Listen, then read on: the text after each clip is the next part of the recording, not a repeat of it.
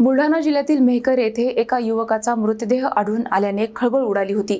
पोलिसांनी सोशल मीडियाच्या मदतीने मृताची ओळख पटविली असून उष्माघातामुळे त्याचा मृत्यू झाल्याचा प्राथमिक अंदाज व्यक्त करण्यात आला आहे।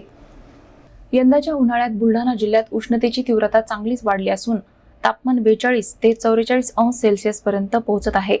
या वाढत्या उष्णतेच्या पार्श्वभूमीवर मेहकर येथे एका युवकाचा उष्माघाताने मृत्यू झाल्याची धक्कादायक घटना समोर आली आहे।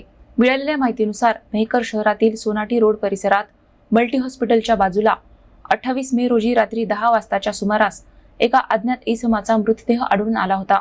घटनेची माहिती मिळताच मेहकर पोलिसांनी घटनास्थळी धाव घेत पंचनामा केला आणि मृतदेह ग्रामीण रुग्णालयाच्या शवगृहात हलविण्यात आला। मृताची ओळख पटविण्यासाठी पोलिसांनी सोशल मीडियावर छायाचित्र प्रसारित करून नागरिकांना आवाहन केले होते। त्यानंतर 29 मे रोजी रात्री मृताच्या नातेवाईकांनी मेहकर पोलिसांशी संपर्क साधला। मृत व्यक्तीचे नाव ज्ञानेश्वर सीताराम खोसरे असून तो मूळचा लोणार तालुक्यातील अजिसपूर गावाचा रहिवासी असल्याचे समोर आले। सध्या तो चिखली तालुक्यातील वाघजाळ येथे वास्तव्यास होता। घटनास्थळी उपविभागीय पोलीस अधिकारी संतोष खाडे आणि ठाणेदार व्यंकटेश आलेवार यांनी पाहणी केली।